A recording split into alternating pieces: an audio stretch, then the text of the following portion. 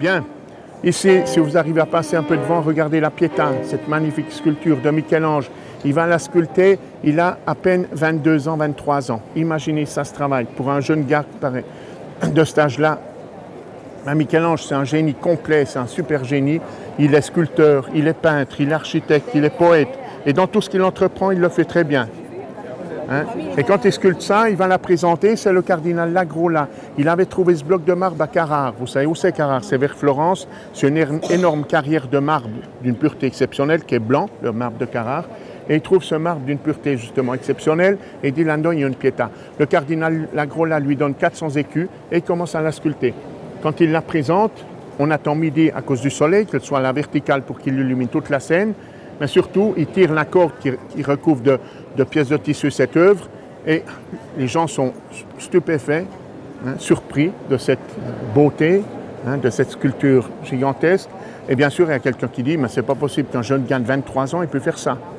Alors imaginez, mettez-vous à sa place, vous avez travaillé pendant plus d'une année, vous avez donné de la peine, vous avez mis tout votre génie pour faire ça, et tout d'un coup, il y a quelqu'un qui vous dit non, tu es trop jeune, c'est pas toi.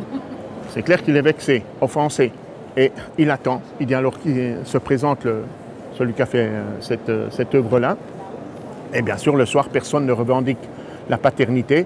Donc il prend son burin samacette et il va signer sur le bandeau qui traverse en diagonale la poitrine de la Vierge. Il signe non pas seulement de son prénom, Michelangelo, mais il met Michelangelo Buonarroti.